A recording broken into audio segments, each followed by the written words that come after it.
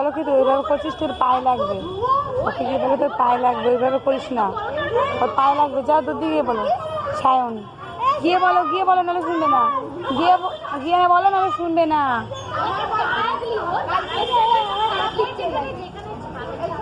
তোমার ছেলেকে বলো বলতে।